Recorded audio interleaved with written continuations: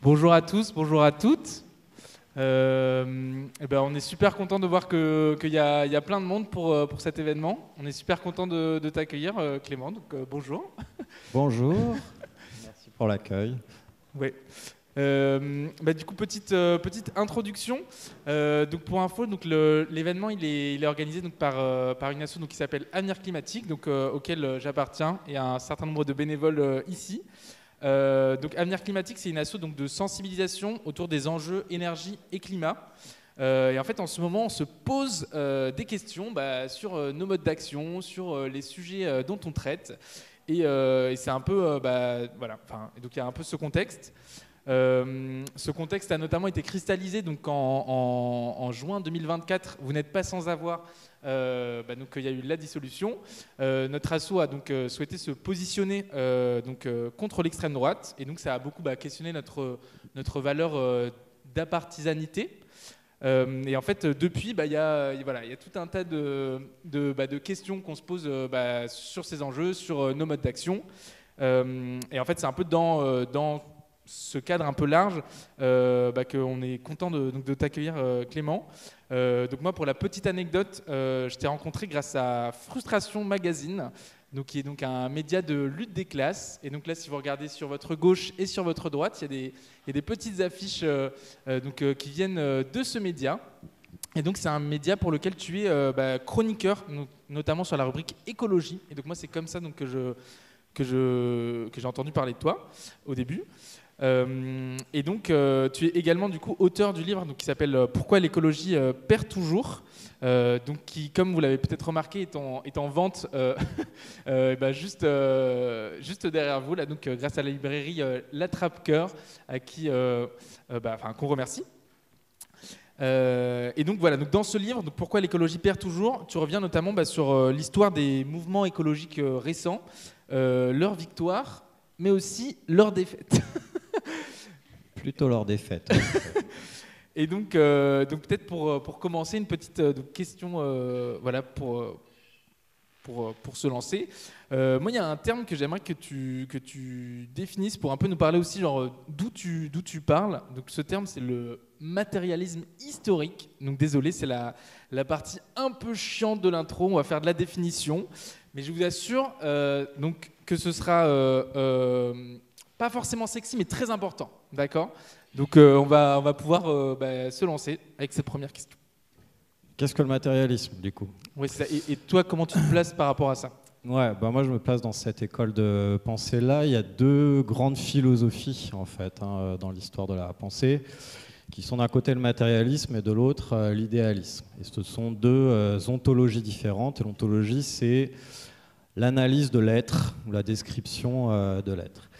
Et donc le matérialisme, il postule en fait une continuité entre la matière et entre la pensée. Tandis que l'idéalisme, il postule, c'est un dualisme qui postule qu'il y a une différence entre, par exemple, la matière et l'esprit, entre le corps et l'âme, entre le monde réel et un arrière-monde, entre le monde réel et le ciel des idées. Et donc le matérialisme, il considère que la substance de la réalité, son principe explicatif est immanent et n'est pas dépendant d'une réalité externe. Donc typiquement, l'idéalisme va se trouver du côté des religions, où on postule qu'il y a un Dieu créateur qui a fait le monde à son image, qui a un principe organisateur rationnel, qui a des sources externes en fait au monde concret de la matière. Le matérialisme, il va plutôt fonder les sciences, c'est plutôt une épistémologie qui va fonder les sciences physiques, les sciences de la nature justement, et les sciences humaines. Grosso modo, pour prendre une image très simple pour essayer de résumer ça, le matérialisme il va considérer que Dieu est une création humaine, par exemple, une fiction qui a été élaborée par les êtres humains, tandis que l'idéalisme va considérer au contraire que l'être humain est une création de Dieu et qu'il y a une entité supérieure externe qui a en quelque sorte manufacturé le monde que nous connaissons. Et donc c'est un débat qui remonte à la philosophie antique, c'est les débats entre Platon et Épicure, et c'est des écoles de pensée qui sont différentes et qui ont évolué dans le temps. Sur le plan de l'individu, l'idéalisme va considérer par exemple que l'individu est une conscience autonome qui est souveraine sur sa propre réalité, qu'il a le pouvoir du libre arbitre, par exemple, qu'il est en capacité de prendre des décisions qui sont détachées de tout contexte social et matériel, tandis que le matérialisme postule l'inverse. C'est-à-dire qu'on est engagé dans un ordre matériel et social qui nous préexiste, on est dépendant de contraintes qui sont très lourdes. La première, c'est précisément d'avoir un corps matériel, et donc qu'on doit nourrir, qu'on est dépendant de ce corps matériel, et donc de nos capacités de subsistance vis-à-vis de ce corps, et donc qu'on est dépendant de la nature, qu'on a un process continu de lien et de rapport social avec la nature, mais aussi qu'on est dépendant des autres, qu'on vit dans une condition, on est jeté dans une condition sociale qui est surdéterminée par les rapports sociaux et par les rapports sociaux qui nous préexistent, et donc par un certain nombre de contraintes qui viennent conditionner le libre arbitre. Et donc au niveau des philosophies de l'histoire, le matérialisme historique, il postule que c'est l'infrastructure. Donc l'infrastructure, c'est la sphère des rapports sociaux de production qui détermine la superstructure. La superstructure, c'est la sphère des représentations. Et l'idéalisme va avoir tendance à considérer l'inverse. C'est-à-dire que c'est le progrès de l'esprit, par exemple chez Hegel, c'est le progrès de l'esprit qui va déterminer la nature, par exemple, d'un régime politique, qui sera déterminé par l'état de la législation, donc l'état du droit, etc. Donc les marxistes vont plutôt considérer que la législation, elle évolue en fonction des rapports sociaux de production, c'est-à-dire en fonction de l'évolution des forces productives que sont la nature et que sont l'état de la société en elle-même et la manière dont elle reproduit ses conditions d'existence et comment elle s'organise, comment les individus s'organisent entre eux, etc. Donc c'est ça la différence entre les deux. Et par exemple, si on cherche des applications en termes d'écologie, une posture idéaliste, ça va être de parler de la Terre comme de Gaïa, comme une espèce d'entité autonome, dotée d'une dignité propre et totalisante, ou de considérer qu'il y a une harmonie au sein de la nature, et au lieu d'une conflictualité, d'une contingence, de jeu d'évolution, de jeu d'arbitraire. Où ça va être le fait de considérer, voilà, la nature est pure et parfaite, c'est-à-dire qu'elle obéit à un dessein intelligent qui aurait été déterminé par une entité supérieure. Où ça va être le fait en tout cas un des postulats qui est plus ou moins implicite chez certaines pensées du vivant et dans certaines formes d'antispécisme, que l'être humain pourrait exister de manière complètement pacifique et bienveillante vis-à-vis de la nature, comme si la nature était nécessairement un apport, ou même pas forcément un apport, mais une réalité confortable pour l'être humain, alors que l'être humain, il produit ses conditions d'existence aussi par conflictualité vis-à-vis de la nature et de la biosphère. Et c'est aussi pour ça qu'on en est là aujourd'hui, où ça va être l'idée de croire que précisément, il n'y a pas de conflictualité interne à la nature, alors que dans la nature, il y a des faits qui sont brutaux et qui ne sont pas transmuables ou traductibles, par exemple, en termes de droit, parce qu'il y a toute une pensée, par exemple, sur le droit du vivant, etc. Bon, c'est pas ce qui se passe dans la nature. Enfin, dans la nature, les individus qui composent la nature, par exemple dans le règne animal, se bouffent entre eux pour survivre. Donc ils ne se considèrent pas les uns les autres comme des fins en soi. On n'est pas dans un ordre qui est l'ordre de la bienveillance, du droit, etc. Où ça va être l'idée de croire que précisément l'être humain peut se dégager de toute atteinte, entre guillemets, à la nature. Bah non, on est des êtres matériels, on a besoin de manger, donc on va manger des plantes, voire des animaux dans certains cas. En tout cas, des fois, il va falloir s'affronter aussi au règne animal pour aménager nos conditions d'existence, etc.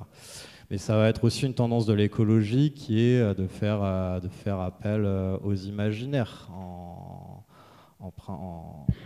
comme principal levier d'action, en considérant que les imaginaires ou que la vie des idées ou que les représentations automatiquement vont changer les représentations de la réalité. Donc il suffirait de faire circuler les données du GIEC ou les données sur le climat pour automatiquement que les gens s'engagent dans une quelconque action politique et que la société s'auto-transforme comme ça, sans médiation, sans rapport de force, sans conflictualité d'intérêts, sans lutte des classes, etc. Ce qui est une illusion.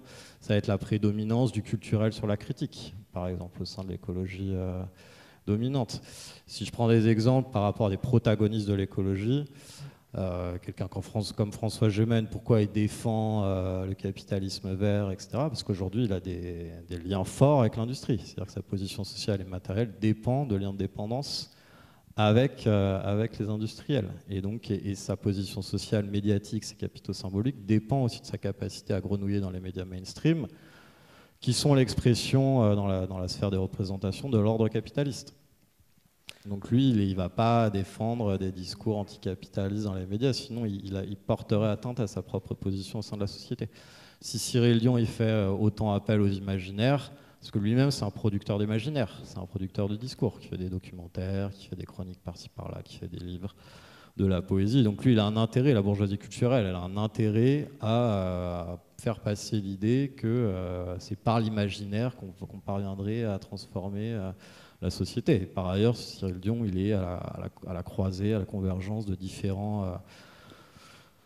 de la bourgeoisie culturelle et d'une partie de la bourgeoisie politique, économique. Donc lui, il a intérêt à rester dans ce registre-là. Moi, si je peux écrire ce livre aujourd'hui d'écologie critique, qui dénonce les impasses de l'écologie bourgeoise, c'est parce que je ne travaille plus chez Greenpeace. Ma subsistance matérielle ne dépend plus de Greenpeace et mes loyautés, mes dépendances, mes allégeances, en fait, ne sont plus conditionnées au fait de rester loyal à ce milieu professionnel particulier. Ouais, ce qu'on dit, ce qu'on fait, ce qu'on écrit, ressort nécessairement d'une condition sociale particulière. Et par exemple, ce qu'on a dans l'écologie aussi, c'est toute cette éco-citoyenneté morale qui s'est développée pendant des années, où on dit aux individus, regardez, la planète va mal, donc il faut faire ci et ça, etc., sans jamais se poser la question des possibilités des individus en fonction de leurs conditions sociales, en fonction de leur situation dans les hiérarchies sociales, en fonction de là où ils se situent au sein de la lutte des classes, en fonction de leurs intérêts, de leurs capacités matérielles, et ce genre de choses. Voilà, pour un début de réponse sur la question du matérialisme historique. Mais donc, voilà. Ouais. Trop bien. Là, j'ai l'impression qu'on a un peu balayé plusieurs sujets du coup dans lesquels on va pouvoir rentrer un petit peu plus en détail. Donc déjà, moi, ce que je retiens, c'est effectivement donc matérialisme historique, donc pas la même chose que idéalisme, et peut-être essayer de savoir en gros un peu qui se range derrière quelle épistémologie. Ok. Nous, du coup, on a envie justement de rentrer plus en détail sur cette question de sensibilisation et donc cette question de, oui, effectivement, est-ce qu'en fait, il suffirait, donc, comme tu viens de le dire, de faire circuler les données du GIEC pour faire changer le monde. Là, ce que j'avais écrit, là, c'était donc la sensibilisation permet-elle de changer le monde ? Donc peut-être juste avant ça, pour voir un peu à qui est-ce qu'on s'adresse, est-ce que dans la salle, les gens qui ont déjà sensibilisé d'autres personnes sur l'écologie peuvent lever la main ? Ok, juste ok, c'est juste pour se rendre compte un petit peu. Ok, trop bien. Du coup, moi, la première question que j'avais envie de poser, c'est un peu, en gros, c'est quoi la différence que tu fais entre la sensibilisation et l'éducation populaire, qui là, pour le coup, est une pratique qui est quand même plus ancrée dans un historique de lutte des classes. Et donc, donc ça m'intéresse d'avoir un peu comment tu fais la différence entre les deux et voilà. Ouais, bonne question. Effectivement, la sensibilisation est vraiment la pratique prédominante au sein de l'écologie installée, l'écologie dominante, à mon sens, ça fait partie du problème. L'idée de la sensibilisation, ça va être de dire, bon, il y a un problème climatique, il y a un problème avec la biodiversité, il y a un problème écologique, de le répéter à peu près sur tous les tons et auprès d'un public le plus large possible. Donc derrière la pratique de la sensibilisation, on va vouloir sensibiliser des patrons, on va vouloir sensibiliser des actionnaires, on va vouloir sensibiliser le bloc bourgeois qui gouverne, des ministres macronistes. Moi, c'est ce que je faisais à Greenpeace, par exemple. On me demandait d'aller voir les ministres d'Emmanuel Macron pour leur parler de la crise climatique, pour les sensibiliser, comme si le fait d'être sensibilisé allait les amener à changer leur politique et à saper leur propre position de classe dans la société. On sensibilise à peu près, on sensibilise le grand public. Donc pour faire ça, nécessairement, on édulcore petit à petit le discours. On essaye d'avoir un discours le plus sommaire possible, en tout cas de le dépolitiser au maximum, pour avoir l'audience la plus large possible. J'ai un exemple, une anecdote toute fraîche. Là, c'est qu'aujourd'hui, je suis tombé sur une déclaration d'Hugo Clément, une star de l'écologie bourgeoise à mon sens. Et lui, il a déclaré dans Le Point, par exemple, qu'évidemment, il voulait que le RN soit plus écolo, comme tous les partis. Donc voilà, et moi j'ai proposé une critique de cette position dans l'espace public, et enfin, sur les réseaux sociaux, et qu'on me répondait, bah oui, il faut bien sensibiliser le maximum de personnes pour faire avancer l'écologie. Donc en fait, on en arrive par cette doctrine de la sensibilisation, on en arrive à un moment où on considère que le RN, ça peut être un vecteur de l'écologisation de la société, en fait. Et donc la sensibilisation, c'est ce truc qui se place au-dessus des clivages politiques et donc au-dessus la lutte des classes à laquelle correspondent en réalité les clivages politiques. Et donc à mon avis, c'est quelque chose qui est complètement déconnecté et qui dépolitise son propre sujet. Tandis que l'éducation populaire, non seulement elle ne va pas rester normalement cantonnée à une appréciation sectorielle de la réalité comme le fait la sensibilisation écologiste, mais elle va aller chercher une explication à la fois plus radicale sur les causes du monde tel qu'il va, et des explications critiques sur la constitution du monde social, dont dépend la crise écologique. Et surtout, l'éducation populaire, elle a une réflexivité sur la question sur la lutte des classes. C'est-à-dire qu'elle déjà, elle ne considère pas que la sensibilisation ou l'éducation est une fin en soi. On éduque pour derrière donner les armes aux individus pour s'engager dans la lutte ou dans une bataille politique, dans des trajectoires d'émancipation collective. Et l'éducation populaire, elle est populaire, c'est-à-dire qu'elle a une visée politique qui est de donner des armes intellectuelles à une certaine classe sociale qui, par ses conditions, par sa position dans les rapports sociaux de production, je pense les gens qui sont assignés à des tâches manuelles, matérielles justement, qui n'ont pas nécessairement le loisir de pouvoir se cultiver autant que les classes supérieures, et donc il y a un déficit à rattraper. Et donc en tant que tel, c'est un projet qui est nettement plus politique, l'éducation populaire, et qui mène, à mon sens, qui vise, à mon sens, beaucoup plus à politiser que ne le fait la sensibilisation environnementale. Et moi, pour avoir vécu, pour avoir travaillé, pour avoir tiré mes salaires de ce milieu-là pendant 8 ans, je sais que la condition de la sensibilisation et je sais que l'invocation de la sensibilisation sert uniquement à déconflictualiser, à dépolitiser, à euphémiser en permanence les messages qui sont délivrés par l'organisation. À un point qui devient délirant. Moi, je donne une autre anecdote. Une fois, j'étais invité à la Terre au Carré à la rentrée 2022, je crois, suite aux grands incendies qui avaient frappé l'été. On me demandait, on me demandait, c'est bien, les incendies, ça sensibilise les gens, non, ça va, du coup, tout va changer. C'est un peu de chance, hein, les gens, les gens, ils sont pris dans des rapports sociaux de production. C'est pas parce qu'il y a un incendie que tout d'un coup ils vont faire la révolution d'une part. Bon, et d'autre part, j'avais pointé le mode de vie des classes supérieures, de la grande bourgeoisie, des milliardaires.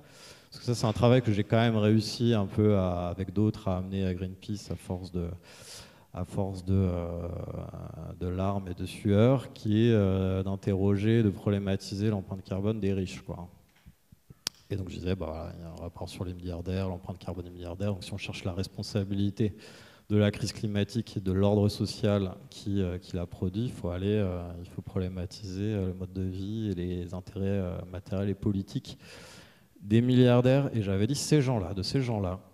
Et donc la DIRCOM avait convoqué en entretien le lendemain de recadrage, parce que j'avais dit ces gens-là à propos des milliardaires, et que c'était irrespectueux, et que grosso modo il ne fallait pas choquer le bourgeois pour être en capacité de bien sensibiliser le plus largement possible. Voilà, et pour ça, moi, c'est une impasse. Et c'est comme le fait de jamais prendre position, typiquement dans les élections, et dans les élections qui sont surdéterminantes dans la Ve République, à savoir les présidentielles. On n'a rien fait, on peut en parler, je peux en parler pendant 1 heure de cette séquence qui était clé, à mon avis. On n'a rien fait parce que si on s'engageait et qu'on devenait partisan, si par exemple à un moment donné on disait clairement Jean-Luc Mélenchon c'est le vote utile pour l'écologie, à un moment donné ça devenait quand même très très compliqué à contester, et c'était pas une question d'être mélenchoniste ou aléphiste ou quoi que ce soit. C'est-à-dire qu'à un moment donné il fallait dire tout le monde vote Mélenchon si on veut pas avoir un affrontement entre le bloc bourgeois et le bloc fasciste. Voilà, mais ça, on n'a pas été en capacité de le faire parce que ça aurait été prendre parti, donc ça aurait été s'aliéner, notamment les classes supérieures bourgeoises, qu'on veut sensibiliser, quoi. J'ai une autre anecdote, c'est suite à l'élection présidentielle donc, qui a été foirée. Il y a une petite crise existentielle de l'écosystème climat, hein, qui est vraiment un microcosme assez privilégié, très parisien, qui compte quelques ONG, qui n'a rien foutu d'intéressant pendant les présidentielles. Et donc là, ils devaient définir un peu leur stratégie dans les années qui viennent. Évidemment, c'est compliqué parce que ça faisait 5 ans qu'on critiquait les politiques macronistes tous les jours, qu'on était payé pour considérer que de toute façon, même sensibiliser la Macronie, ça revenait à pisser dans des violons, hein, grosso modo. Et là, on laisse repasser Macron sans rien foutre. Donc là, Macron est réélu, il n'est même pas tenu de donner des gages parce que de toute façon, il n'est pas tributaire d'une élection présidentielle à venir, puisqu'il arrive au bout de son cumul des mandats dans le temps. Donc Macron, et on le voit aujourd'hui, il n'en a plus rien à cirer de climat et de tout ce qui pourrait porter atteinte à la circulation du capital en France. Donc il n'y a plus d'écologie, donc les ONG on les entend plus, le climat on n'en parle plus, tout ça a disparu. Et donc là, elles étaient dans une forme de crise existentielle, à juste titre, qu'est-ce qu'on va faire quand même pour exister, du coup maintenant que Macron est réélu. Et donc là, ce qui s'est passé, c'est qu'il y a un think tank qui s'appelle Sens commun. Il faut faire du sens commun, il faut sensibiliser large. Donc, je crois qu'il y a François Gémen d'ailleurs dans le je ne sais plus, conseil d'administration de Sens commun. De toute façon, il est un peu partout, hein. Et donc là, ils ont sorti une étude, c'est intéressant, ils ont sorti une étude où il y avait 6 personas, donc 6 idéotypes, grosso modo. Il y avait les laissés pour compte, donc les classes subalternes opprimées par la société capitaliste. Il y avait les identitaires, donc les fachos et les crypto-fachos. Il y avait les militants désabusés, donc grosso modo l'avant-garde qu'on a politisé mais qu'on a marre de perdre. Il y avait les attentistes, donc les abstentionnistes. Il y avait les techno-optimistes, donc les macronistes, et il y avait les stabilisateurs. Et donc les stabilisateurs, c'est les gens c'est une population plutôt vieillissante, plutôt bien intégrée à la société, qui a des revenus supérieurs à la moyenne. Et ils sont stabilisateurs parce qu'ils détestent les excès.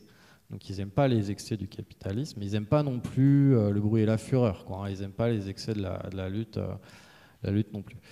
Et donc là, ce qu'ont choisi les ONG et Greenpeace, c'était leur grande ligne stratégique pendant les 3 ans à venir, à partir de ce moment-là, c'était de sensibiliser les stabilisateurs, c'est-à-dire des gens qui sont déjà sensibilisés en fait à la crise climatique et dont la mission sociale, en fait, dont l'appartenance sociale les voue à stabiliser l'ordre établi qui produit de la crise écologique, justement.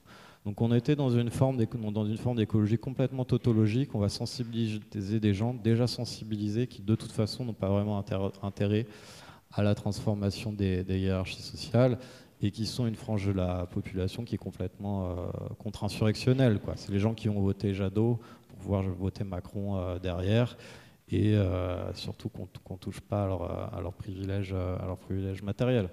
Notamment. Bon, et cette histoire de la sensibilisation, par ailleurs, ça fait quand même un demi-siècle que la crise climatique elle est discutée dans les instances internationales, hein. C'était déjà le cas au sommet de Stockholm, au sommet de la Terre à Stockholm en 1972. Donc on est au courant en fait qu'il y a une crise climatique. Les climato-sceptiques en France, c'est seulement 3% en vrai. Les gens qui considèrent qu'il y a une crise climatique mais qui n'est pas liée à l'être humain, c'est moins d'un tiers. Donc c'est quand même des gens qui sont très minoritaires aujourd'hui. Donc ça, à un moment donné, il faut arrêter de crier sur tous les toits simplement qu'il y a un problème environnemental. Par contre, il faudrait peut-être politiser la question et changer la manière dont est codée l'écologie dominante aujourd'hui. Ça ne sert à rien juste de dire à tout le monde « Ok, il y a une crise climatique, on est au courant ». On est au courant. Moi, ça ne m'intéresse pas qu'on me dise qu'il y a une crise climatique si on ne m'explique pas comment je peux changer, comment je peux dépasser les contraintes sociales qui pèsent sur moi, comment je peux réorienter les rapports de force qui structurent la société, comment je peux intervenir dans le champ politique, ce genre de choses. Voilà. Ok. Donc, on a un constat Moi, j'aime bien dire pessimiste dans le constat et optimiste dans la volonté. Donc là, pour l'instant, je crois qu'on a eu le pessimisme, je crois, du constat. Donc, cool. Euh, on a pas mal avancé en fait sur les premières questions que je voulais te poser sur la sensibilisation. Moi, peut-être, j'aimerais bien que tu reviennes sur du coup. T'as une manière de lier le capitalisme et l'écologie et en gros un peu de souligner de ces contradictions, c'est ce que tu dis dans ton livre. Peut-être j'aimerais bien que tu reviennes sur ça pour dire en gros comment du coup l'écologie peut et doit se placer par rapport par rapport au capitalisme. Ouais, le capitalisme présente des contradictions écologiques qui, à mon sens, sont insurmontables. Des contradictions primaires, secondaires. Je peux en parler longtemps, je peux faire une rapide déclinaison. Je pense que la contradiction primaire, elle est liée de toute façon au style de rapport de production qui sont de nature capitaliste. C'est-à-dire le capitalisme, c'est la propriété privée, lucrative, des moyens de production. Donc dans ce schéma-là, pour que l'investissement mette en mouvement le process de production, il faut que derrière, il y ait une plus-value qui soit dégagée. Donc le capitalisme soumet les rapports de production à la loi du profit. Et donc c'est la loi du profit. Le profit s'actualise dans la marchandise. Et la marchandise, elle est constituée par plusieurs composantes. Il y a du travail, il y a des savoirs techniques, scientifiques, productifs, et il y a de la matière première. La matière première, c'est des morceaux de l'écosystème, de la biosphère, qui sont aliénés par le processus de production, qui sont transformés et qui, en général, sont détruits. Or, pour le capitaliste, le moyen d'accumuler du profit, ce qui est la vocation qu'il donne au processus de production, c'est d'empiler, d'accumuler de plus en plus de marchandises à un rythme de plus en plus élevé. C'est toute la bataille pour la productivité qui anime le capitalisme. Or, plus on accumule de marchandises ou plus on met en circulation de marchandises, plus de fait, on porte atteinte aux écosystèmes et à la biosphère. Donc tout le sujet de l'écologie, en fait, c'est de faire décroître l'empreinte matérielle de l'humanité. Donc de poser la question de la répartition, de l'allocation primaire et secondaire des biens et services, des ressources, qui aujourd'hui se distribuent essentiellement sous forme de marchandises, entre les différents êtres humains pour respecter une forme d'acceptabilité sociale, et donc de sortir la production de la loi du climat, la loi du profit.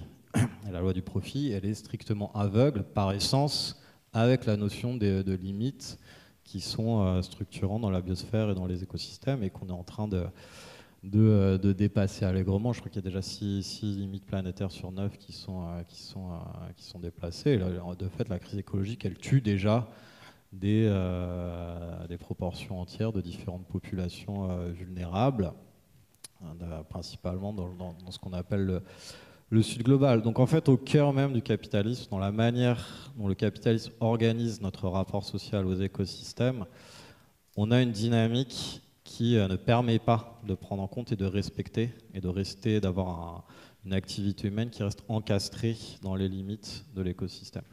Donc déjà, ça c'est une contradiction primaire qui est insurmontable en fait. Si on veut préserver l'environnement, nécessairement il faut sortir de la loi du profit. Et donc ça veut dire nécessairement socialiser d'une manière ou d'une autre, après il y a beaucoup d'options sur la table, socialiser en très grande partie l'outil de production et les moyens de production. Donc ça, c'est le premier pas. Après, il y a des contradictions secondaires qui sont des contradictions d'ordre social et politique. Par exemple, le capitalisme, nécessairement, il organise des antagonismes de classe au sein de la société, entre ceux qui détiennent les moyens de production et ceux qui n'ont que leur force de travail, donc qui sont soumis à la propriété des moyens de production d'une minorité sociale.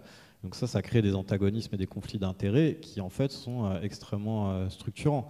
Alors si on veut décroître l'empreinte matérielle collective, c'est compliqué d'avoir du consensus et de l'acceptabilité sociale dans un système d'antagonismes sociaux tel que le perpétue et l'accentue en fait le capitalisme. On serait dans une société communiste, honnêtement ce serait pas très compliqué de se mettre d'accord pour réduire un petit peu et de manière rationnelle et tendancielle, gradualiste la consommation matérielle générale.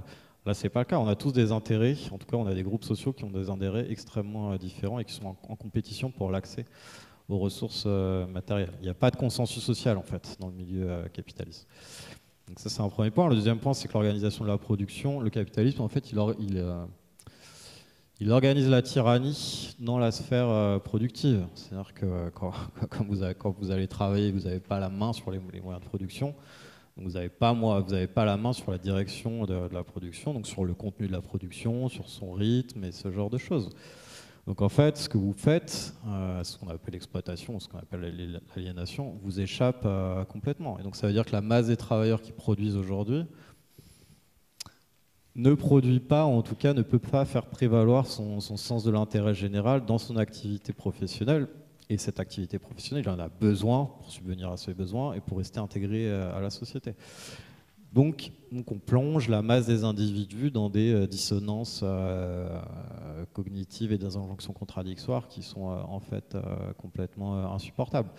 Après, une autre forme de contradiction politique, c'est ce qu'on oublie souvent, c'est que le capital, donc, qui est l'argent accumulé, qui est la plus-value en fait. Le capital, c'est de l'argent concentré et accumulé à haute dose, qui permet derrière d'investir et donc d'avoir la main sur les différents types de moyens de production. C'est pas juste de l'argent, c'est de l'argent convertible en puissance sociale et en puissance politique. C'est-à-dire que quand vous avez de l'argent, vous avez une empreinte politique qui est majeure sur la société. On voit ce qui se passe typiquement avec l'Empire Bolloré.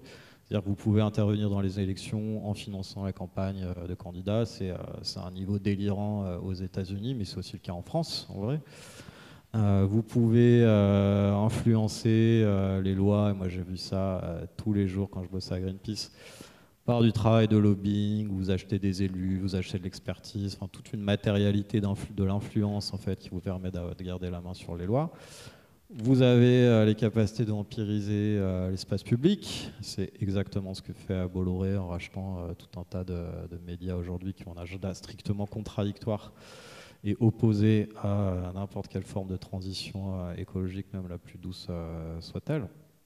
Donc le capitalisme, en fait, il concentre les pouvoirs, qui ne sont pas seulement des pouvoirs économiques, qui sont aussi des pouvoirs sociaux et politiques, dans la main d'une minorité,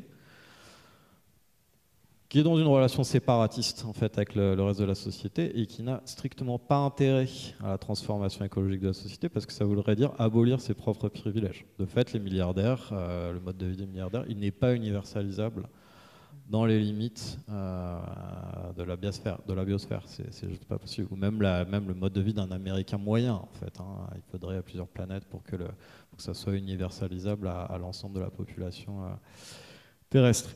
Donc voilà, il y a toutes ces contradictions qui sont majeures, qui font que le problème principal qui verrouille en fait, et qui détruit la planète, ce sont les rapports sociaux de production capitaliste. Pour regarder la Terre, en fait, il n'y a pas une petite couche de gaz à effet de serre, et ce serait ça le problème. Il y a surtout une énorme couche de rapports sociaux de production capitaliste, en fait, qui détruisent par essence la planète. Donc le préalable, c'est la sortie du capitalisme, en fait. Et là, qui dit ça dans l'écologie dominante? Personne. Aucun climatologue, aucune vedette de l'écologie, aucune ONG. Marine Tondelier, elle ne sait pas. Elle était invitée à l'UMA. Il faut quand même regarder l'UMA, parce que dans cette interview de Marine Tondelier à l'UMA, parce qu'elle a fait après que je publie mon livre, elle a été une bonne ambassadrice du livre. C'est-à-dire que dans le livre, il y a quelques clés pour comprendre pourquoi l'écologie perd toujours. Mais si vous regardez Marine Tondelier à l'UMA en décembre dernier pendant 1 heure, vous aurez compris pourquoi l'écologie perd toujours. C'est-à-dire qu'elle, on lui demande le capitalisme, du coup il faut sortir du capitalisme ou pas. Elle dit ah bah si vous voulez, il faudra me dire ce qu'on met à la place. C'est quand même que la chef des écologistes en France, elle a aucune idée, elle n'a pas réfléchi à la question du capitalisme. C'est-à-dire qu'elle n'a pas réfléchi aux rapports sociaux de production, c'est-à-dire de notre lien matériel avec les écosystèmes. Elle n'a pas de doctrine là-dessus. Après, les journalistes lui demandent, du coup, il faut une mutation anthropologique majeure. Bah oui, c'est la base. Enfin, tous les gens qui travaillent sur l'écologie le savent et le disent. Elle dit qu'elle trouve les questions déconnectées.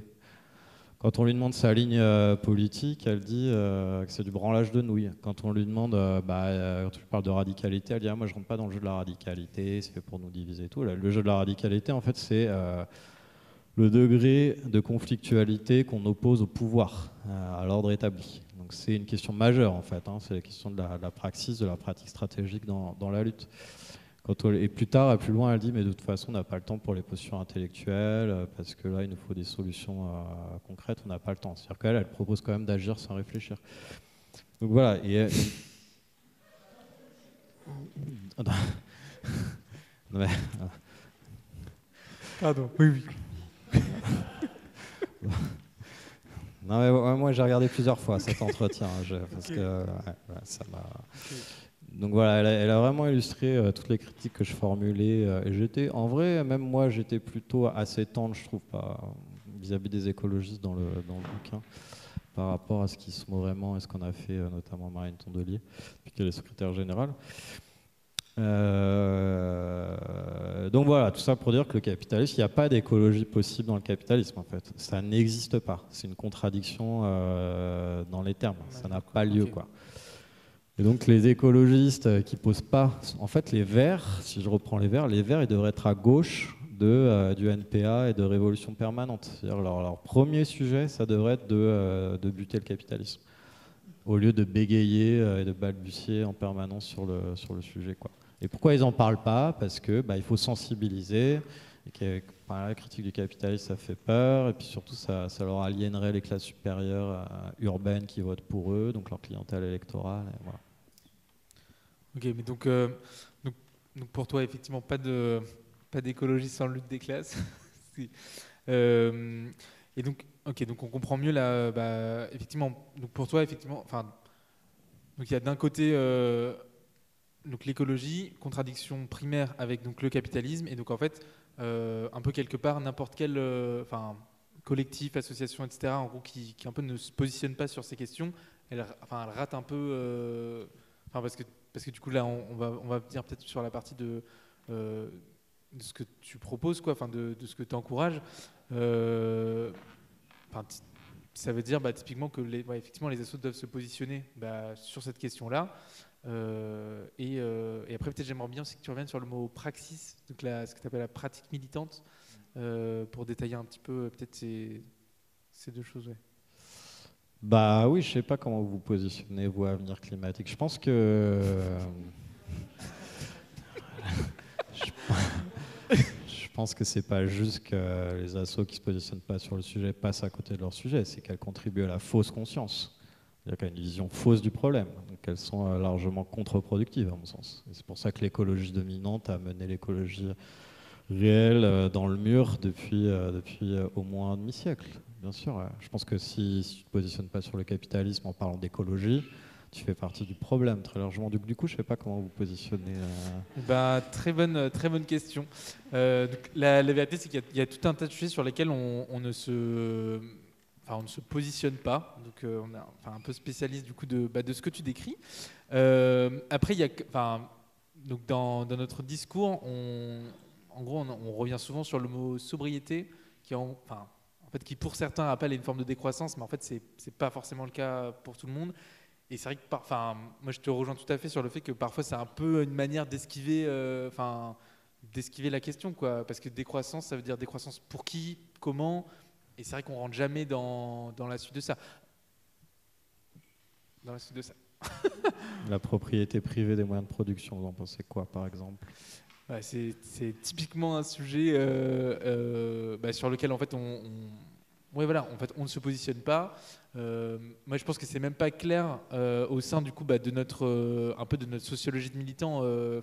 Ce que c'est. Ces idées, en gros, elles ne traversent pas notre, elles ne traversent pas notre mouvement. C'est le moins qu'on puisse dire.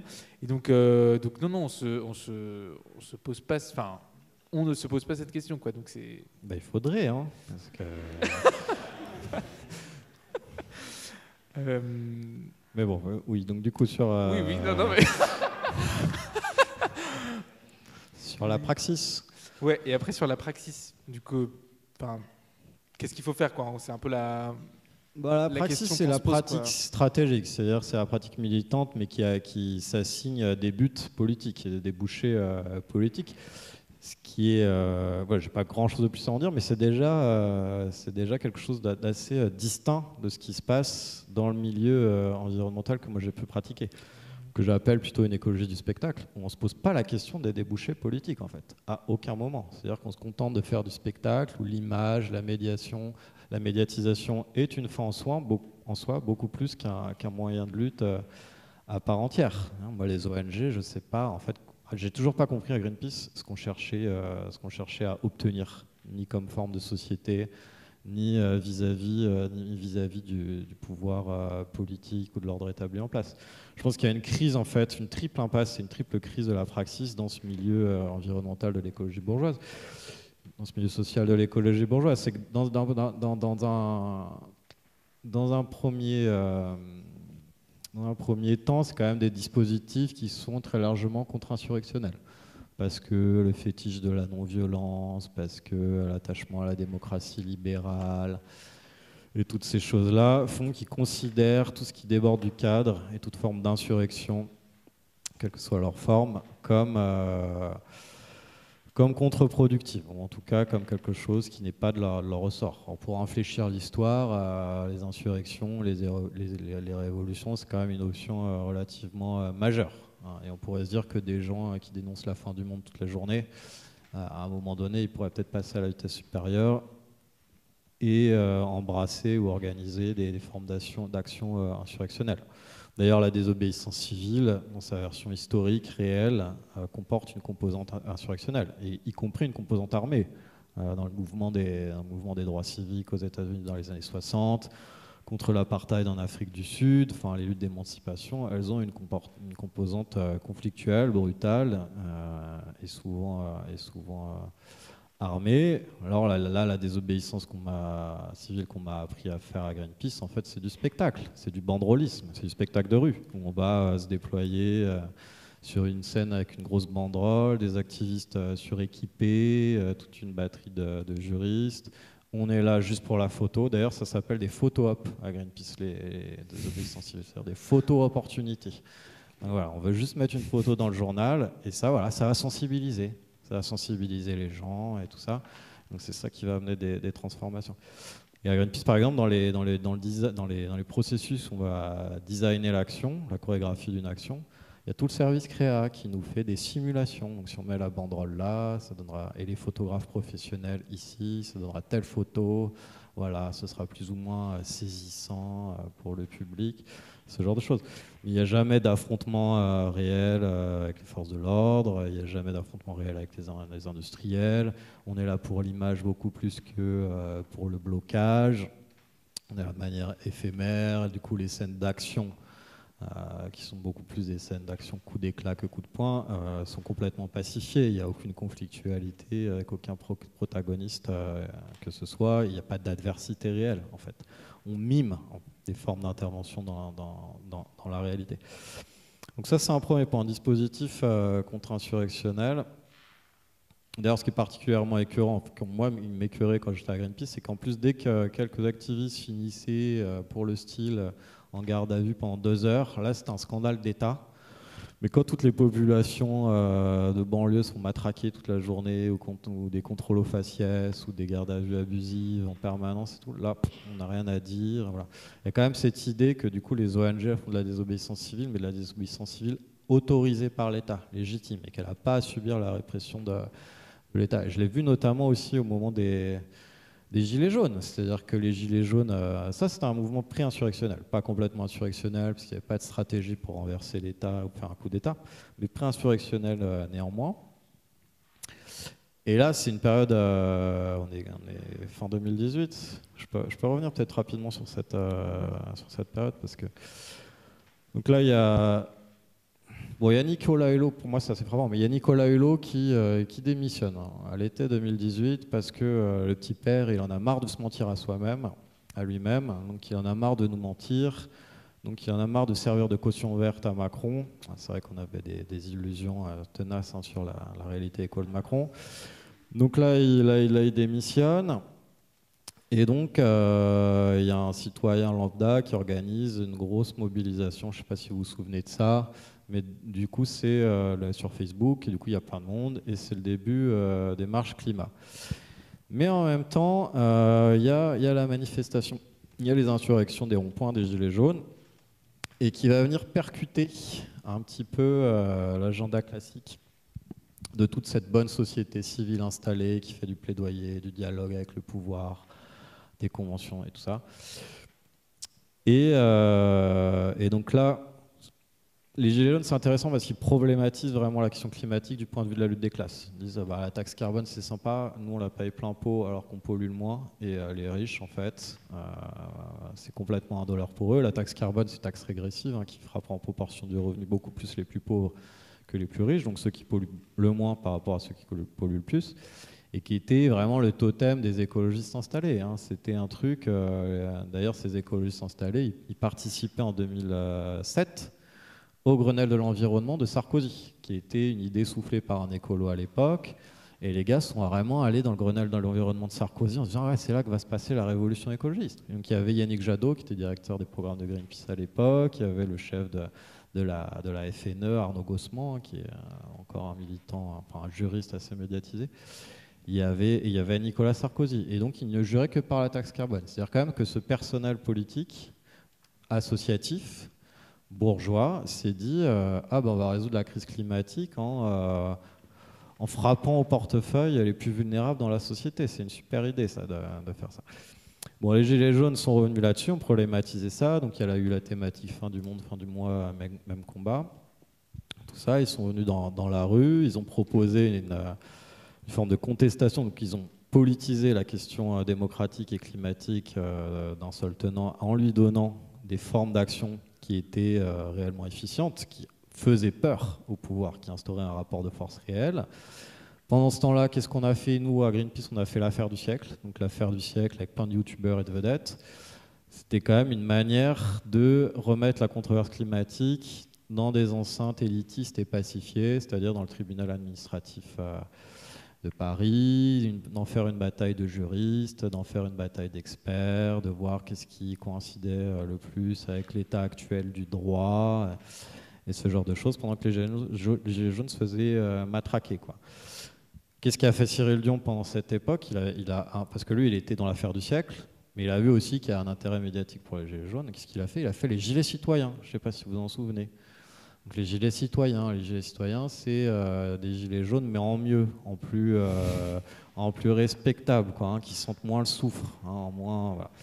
Donc ils faisaient les Gilets citoyens. Yannick Jadot, il disait qu'il fallait que ça s'arrête, ce bordel sur les ronds-points, parce que lui, ce qui l'intéressait, c'est de convertir les marches climat en capital électoral pour les élections européennes de 2019. On a eu un spectacle hallucinant pendant des mois où les Gilets jaunes, avec leur cortège qui se finissait sur les Champs-Élysées en général, où ils se faisaient mutiler par la police. Et il y avait les marches climat qui, elles, avaient leur propre tracé, qui se terminait place de la République, souvent des prises de parole de vedettes médiatiques de ci ou de là. Et la fois où on a réussi, parce qu'il y a quand même des bases salariées dans les ONG qui sont plus radicales que la direction, donc qui poussaient pour un mouvement conjoint avec les Gilets jaunes. Donc ça s'est produit, mais ce qui s'est passé est quand même assez significatif, c'est-à-dire qu'à un moment donné,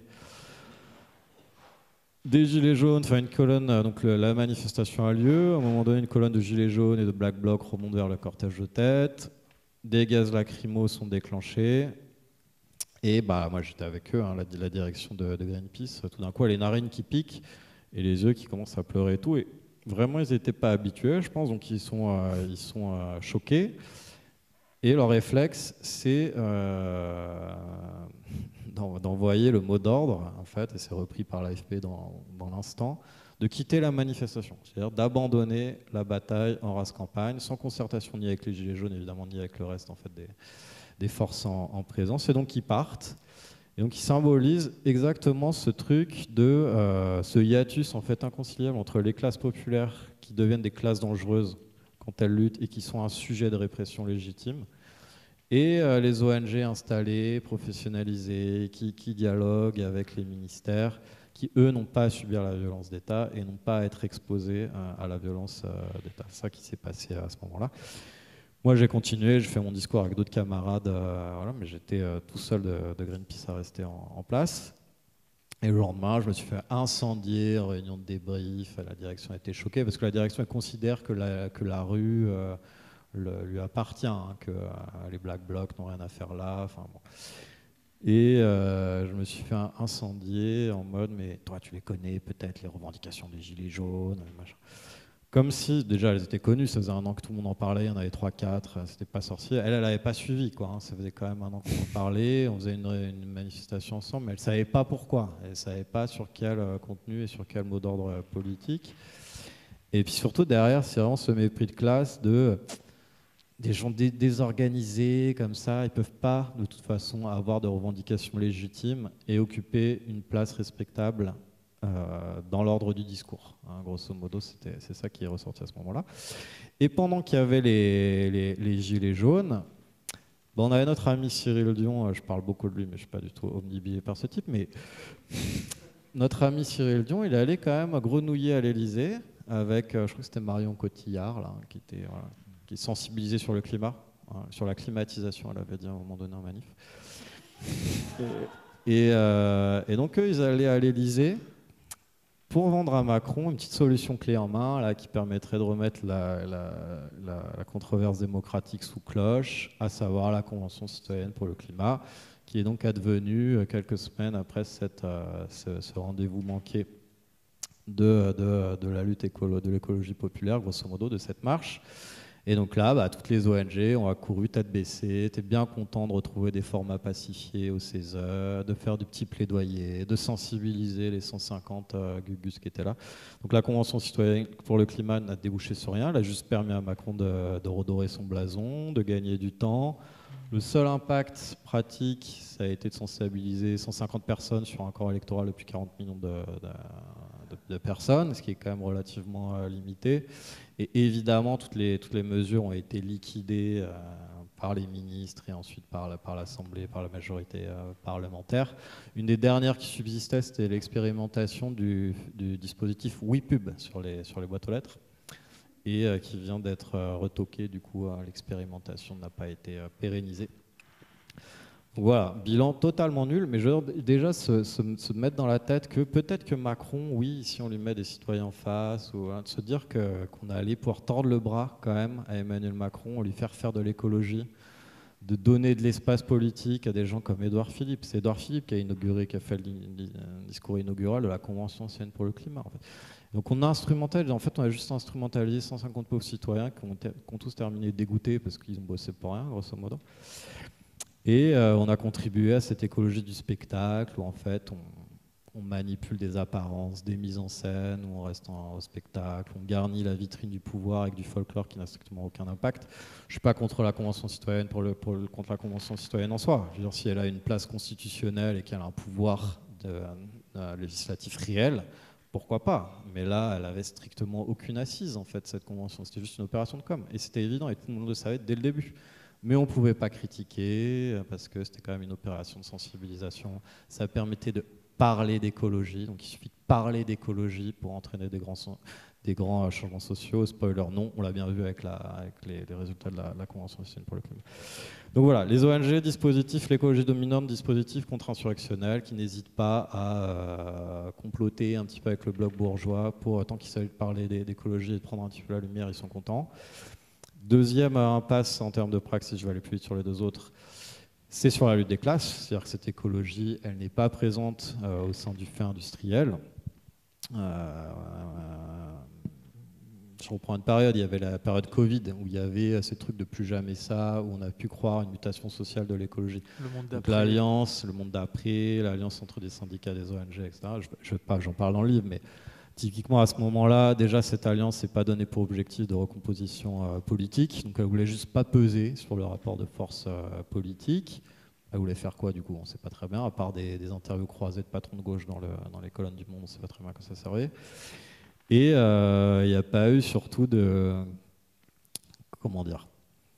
d'acclimatation culturelle des uns avec les autres. C'est-à-dire que moi j'ai vu aucun syndicaliste venir nous former à la violence patronale, à l'histoire du mouvement ouvrier, à la réalité sociale et matérielle des classes laborieuses. Et nous, on n'est pas allé s'établir dans les usines comme on aurait pu, comme ça se faisait par exemple à la fin des années 60, pour essayer de sensibiliser justement, ou en tout cas juste de comprendre un peu comment ça se passait très concrètement pour les gens qui sont dépendants du capitalisme industriel et qui sont opprimés dans ces structures-là. Et donc dans ce jeu de lutte des classes au quotidien, contre la compétitivité, contre la productivité, contre la violence sociale, les ONG ne sont pas là. De toute façon, le personnel professionnel de l'écologie n'appartient pas au milieu ouvrier et n'a strictement aucun contact avec ces milieux-là. Donc deuxième impasse, c'est-à-dire que voilà, l'écologie dominante est strictement inutile dans la lutte au jour le jour contre la domination du capital. Ça c'est assez clair.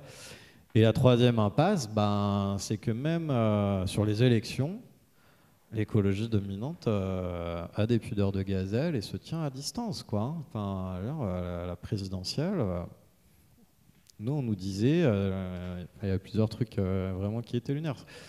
Par exemple, moi, il y avait dans le projet présidentiel, je proposais un axe qui était l'appel au vote, c'est-à-dire de chercher dans l'abstention, d'expliquer voilà, qu'on avait quand même besoin, à un moment donné, de prendre le pouvoir sur les structures législatives, exécutives et diplomatiques, si on voulait impulser des transformations aussi mineures soient-elles.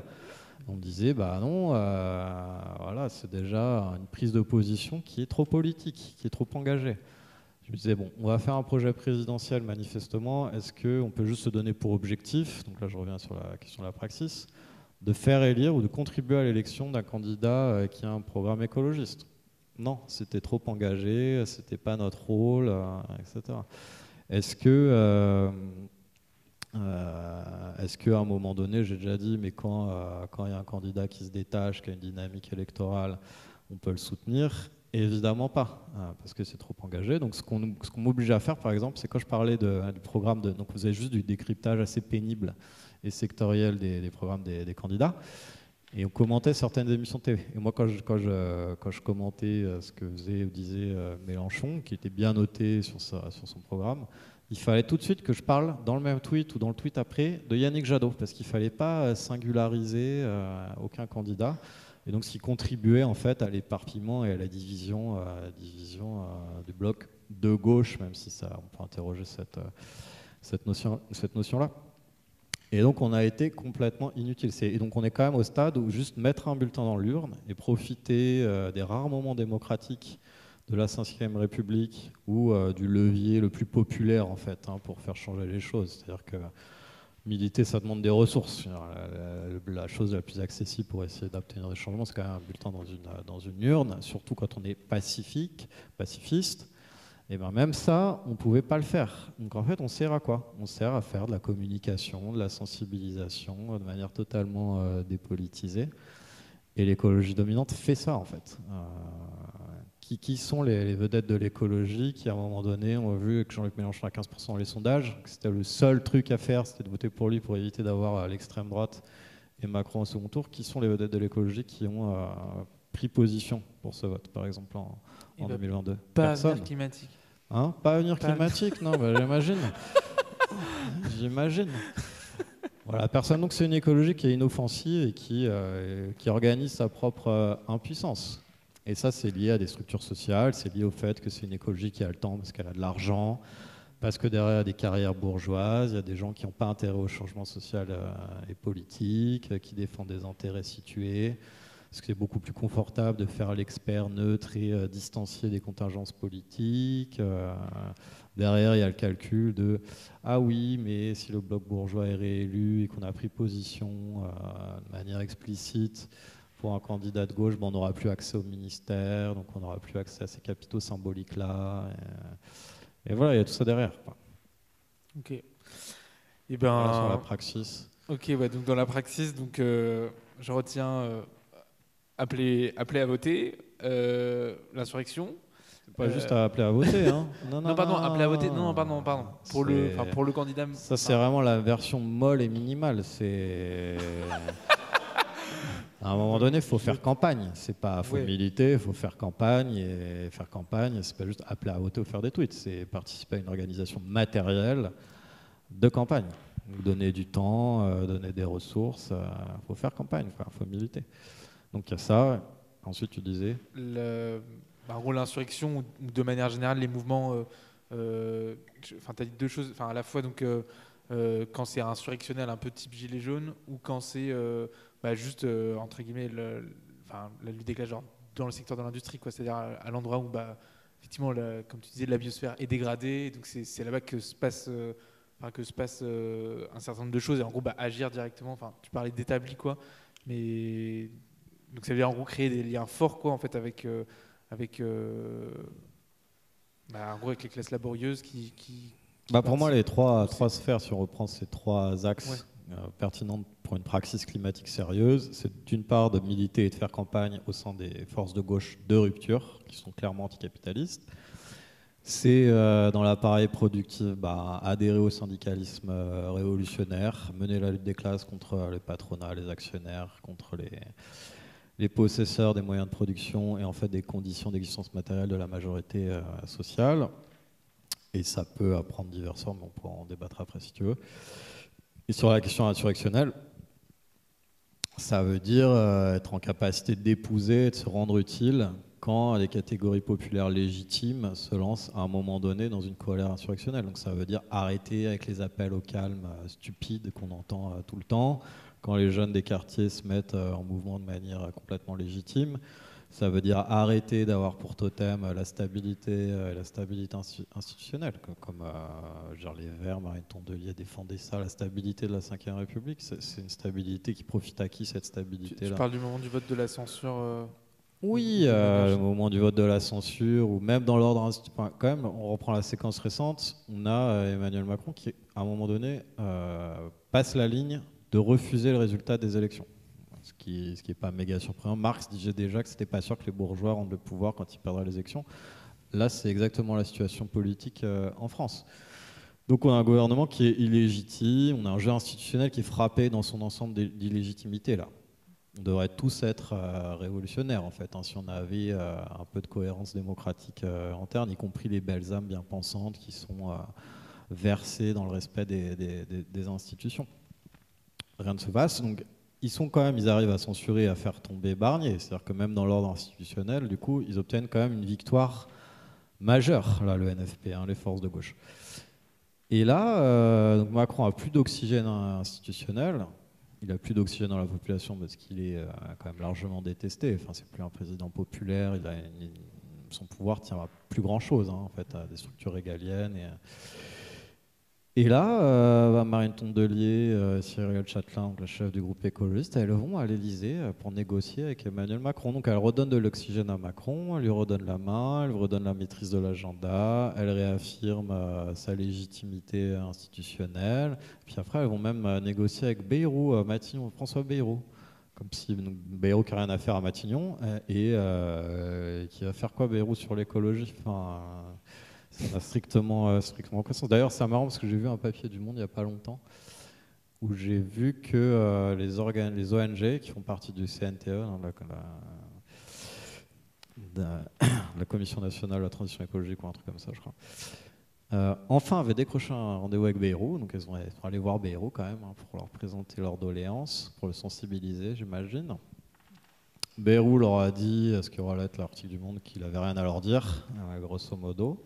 Mais quand même, elles se sont félicitées, donc publiquement, de cette amorce de dialogue avec François Bayrou. On en est quand même là. Après 7 ans de macronisme, et les ONG, elles se félicitent de pouvoir dialoguer, d'une amorce de dialogue, donc de boire des cafés avec François Bayrou, quoi. Voilà, on a. Mais donc sur la stabilité, je fais référence à ça. Je veux dire, tout le monde a appris, mais même dès la nomination de Barnier, mais encore plus après la censure, aurait dû évidemment faire campagne pour la destitution d'Emmanuel Macron. Là, il n'y a plus aucun respect des principes démocratiques élémentaires au sein même du régime de la Ve République. Donc que des forces politiques aillent jouer ce jeu-là de la stabilité et fassent peur à tout le monde sur le mode de la stabilité sans problématiser ce que veut dire aujourd'hui la stabilité de l'ordre établi capitaliste, c'est quand même très particulier. C'est ultra conservateur en fait comme positionnement politique. Donc voilà. Ok, on a les 3 points sur l'insurrection. Et ça veut dire que quand il y a les gilets jaunes qui se déclenchent, il ne faut pas faire les gilets citoyens. Et puis il ne faut pas traiter les gilets jaunes de gros beaufs, comme l'a fait Pascal Canfin, un ancien chef des Verts, par exemple, qui disait ça. Hein. Oui, mais la Jacqueline, elle roule en 4x4. C'est quand même une grosse beauf, on peut pas dire que c'est l'écologie, ça. Hein. Ok, on va arriver à peu près à la fin du temps, mais on a pu balayer enfin, quasiment l'ensemble des questions que j'avais. On peut peut-être prendre une question du public s'il y en a. Ouais. Bah, peut-être peut-être vous pouvez le dire les trois et on fera une réponse synthèse. Je préfère une après l'autre, moi. Comment? Je préfère une question après l'autre. Une question après l'autre? Ok. Ouais. Bah, on va prendre 5 minutes alors. Ok. Faudra qu'on speed un peu du coup sur la sortie, mais je vous fais confiance. Parce qu'il va se passer quoi sinon? Comment? On va être enfermé sinon? Ouais, c'est ça. Enfin, faut que tout le monde soit vraiment sorti, en gros avant 21h. Mais il est 20h30, 25 même, ça va le faire. Oui, pardon, du coup. Ils vont pas nous séquestrer quand même, si. Ça serait pas très bienveillant. Hein. C'est bon? Oui, oui. Bonsoir. Moi, je me présente juste, je suis journaliste en formation, et du coup, j'aurais une petite question, et je vous enregistre, il y a pas, je sais pas si ça pose problème. Voilà. Je peux arrêter si c'est possible, ça ne sera pas publié. Voilà. Ok. Non, je me posais la question par rapport, parce que vous parlez beaucoup de la France, par rapport à l'impact de la vague brune sur les enjeux climatiques, et j'aurais aimé avoir votre point de vue là-dessus. Voilà. De la vague brune de Trump. Ouais, de Milei, de tout le tralala, quoi. Sympa. Bah, je pense que la vague brune, c'est aussi un échec de l'écologie bourgeoise, qui est vécue comme une violence de classe par tout un tas de populations et qui rend ces populations allergiques en fait au camp progressiste. Ça, moi, je suis assez convaincu du fait que l'écologie bourgeoise, par exemple en France aussi, elle fait basculer une partie des classes populaires vers l'extrême droite, très clairement, parce que c'est vécu comme une domination symbolique, énoncée par des classes supérieures et privilégiées. Dire faire la taxe carbone, c'est le meilleur moyen d'envoyer, de détourner des gens de la gauche, hein, enfin, très clairement. Après, la question est vaste. Hein, je ne sais pas si j'ai les compétences pour faire une analyse internationale de la montée de la vague brune. Je pense qu'il y a une contradiction interne du capitalisme qui est de plus en plus criante et que le camp qui devrait normalement porter la critique du capitalisme et son dépassement est en incapacité de le faire parce que c'est un camp politique qui s'est très largement embourgeoisé. Et l'élection américaine est exemplaire de ça. C'est-à-dire que le camp démocrate, c'est juste un gros tas de bourgeois de classe supérieure qui sont complètement déconnectés des classes populaires. Et donc Donald Trump, lui, il a de l'espace. Donc du coup, ça donne de l'espace pour les forces fascistes et réactionnaires pour aller chercher des soutiens et des assises au sein de la population. Et quand Donald Trump qui problématise la question du libre-échange et des droits de douane, c'est un répertoire de gauche normalement à la base, hein, la question du protectionnisme, la question de protéger les emplois, même sur l'écologie en fait. Le fait d'arrêter le déménagement permanent du monde, la circulation délirante des marchandises, le fait qu'il faut faire passer les pièces dans 5 pays différents avant d'obtenir une bagnole. C'est un sujet écologiste en fait. Et on a l'impression que Donald Trump s'en empare de manière beaucoup plus frontale que le camp démocrate. Et que Donald Trump est un aspect beaucoup plus subversif en fait que le camp démocrate. Et ça, c'est un échec. C'est-à-dire qu'il y a un populisme de Donald Trump et la gauche est incapable en fait de formuler son propre populisme. Et c'est pour ça qu'elle perd très largement aujourd'hui. Mais Kamala Harris, c'était nul. C'est vraiment une candidature nulle. Enfin, elle n'a aucune chance de gagner à mon sens. Et en l'occurrence, elle s'est aliénée, je pense, des larges franges de soutien sur la question palestinienne, sur le génocide en Palestine, où elle défendait complètement les politiques génocidaires de l'État israélien et la direction politique de l'État israélien. Ça paraît pas servir vraiment les intérêts électoraux du camp progressiste. Enfin voilà. Donc je pense que la vague brune, elle s'explique parce qu'il y a des tensions fortes au sein du capitalisme qui radicalisent des positions, y compris au sein des classes populaires, et parce que la gauche, et la gauche écologiste notamment, est nulle. Enfin, voilà. La gauche démocrate et la gauche sosdem est nulle, quoi. Et ne parle plus aux classes populaires. Ok, ouais, merci. Et une deuxième. Bonjour, merci pour toutes vos explications et interventions. Excusez-moi, j'avais une question, c'est vous parlez, prenez la lutte des classes un peu à la Karl Marx, hein, quand même, si je peux me permettre. Très belle référence. Mais en fait, le tissu industriel en France, il a complètement disparu par rapport à l'époque où Karl Marx le prenait. Maintenant, tout est délocalisé. Et donc, ma question, c'est plutôt comment est-ce que... qui détient les moyens de production actuellement et comment est-ce que la population pourrait se rassembler, en tout cas, pour diriger, je sais pas, une insurrection ou une révolution, si vous voulez, de manière pragmatique, puisque maintenant, on sait très bien, même les syndicats, il y a très peu d'ouvriers maintenant qui adhèrent aux syndicats. Il n'y a plus vraiment si vous voulez, de tissu industriel, et je vois pas trop comment... voilà, c'était plus ça ma question. Alors, il y a quand même encore une industrie en France. Hein. La France reste une puissance industrielle de premier plan. Évidemment, et c'est d'ailleurs comme ça que la France a baissé son empreinte carbone, c'est ça qui est rigolo. C'est qu'on a envoyé, on a fait de la Chine en fait le principal producteur de biens et de services, de marchandises en fait international, et qu'on a délocalisé, c'est vrai, une partie de notre tissu industriel.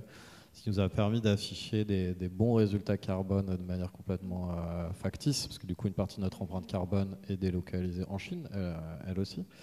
Et donc on a beau jeu derrière de critiquer l'empreinte carbone de la Chine, alors qu'en fait c'est aussi en partie notre propre empreinte carbone. Pour autant, il y a encore un tissu industriel. Effectivement, ces délocalisations, elles affaiblissent la classe ouvrière en tant que classe révolutionnaire, en tout cas de classe consciente de ses propres intérêts. Il y a une évolution du capitalisme qui fragmente aussi de plus en plus le travail, donc ça devient de plus en plus compliqué d'avoir des espaces de coordination et de sens commun au sein des classes dominées. Après, un autre problème qui, à mon sens, c'est vraiment l'embourgeoisement des syndicats réformistes. Hein, je veux dire, les retraites, la réforme des retraites, c'était quand même, on l'a vu.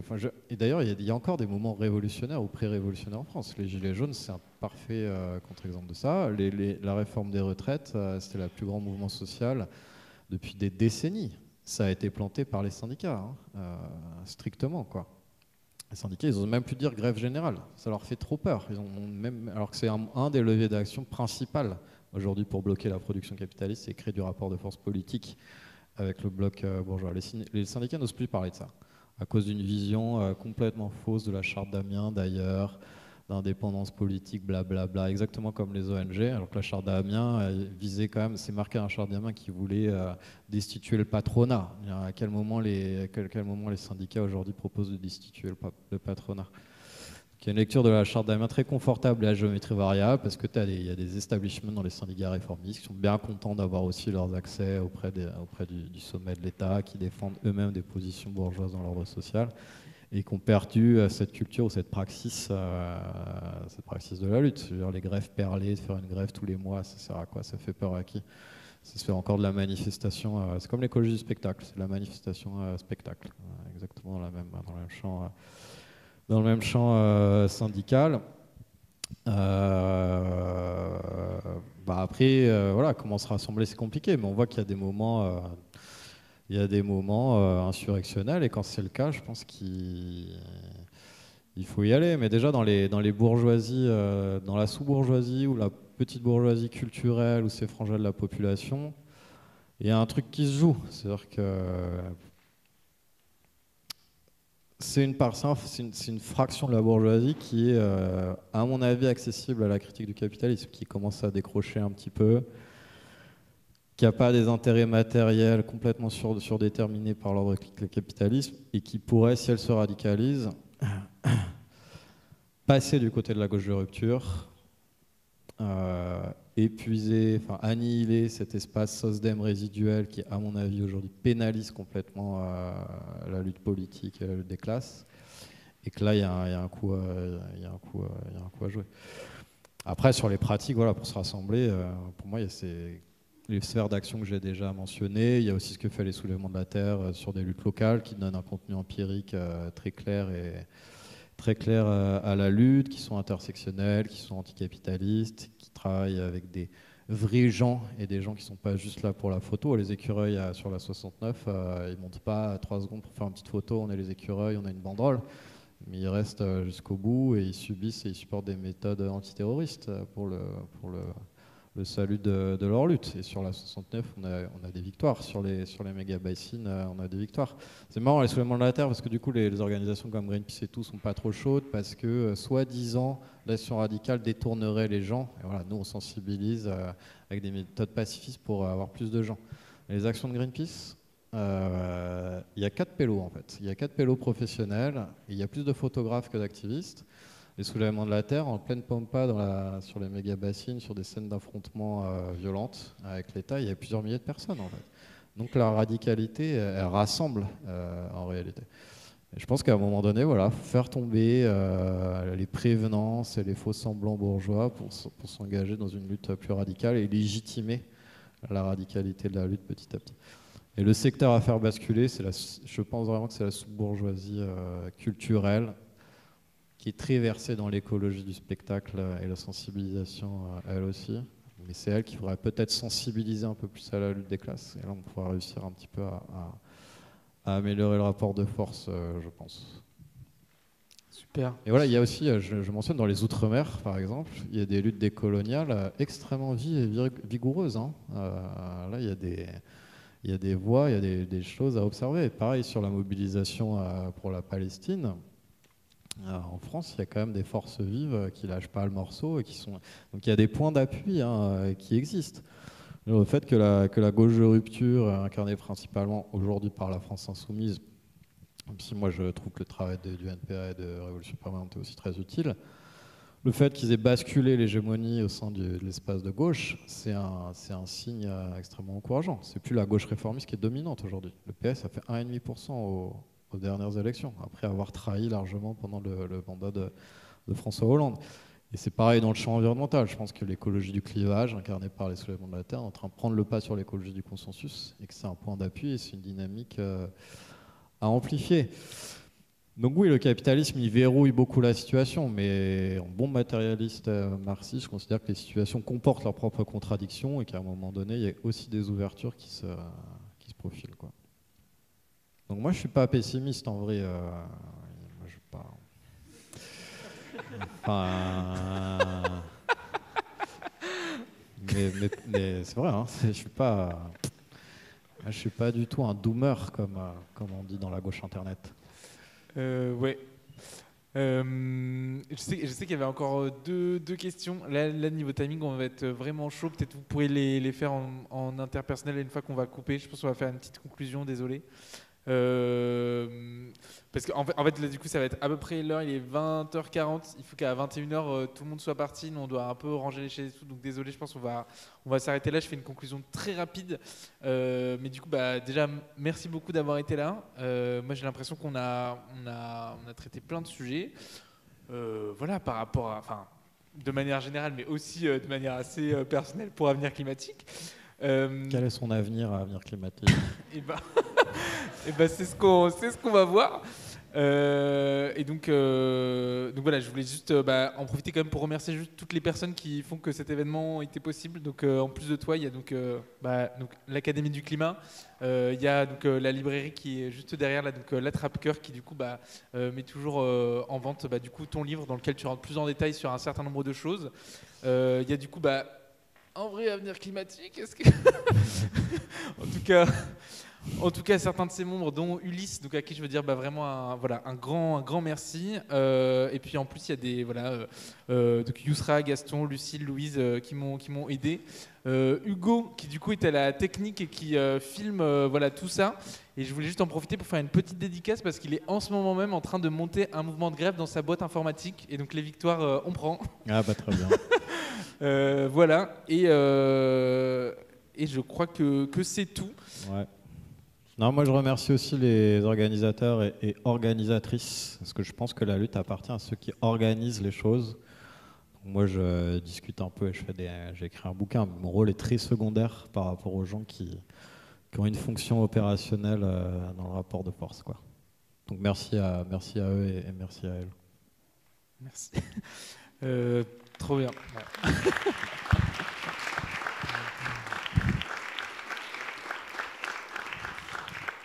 Trop bien.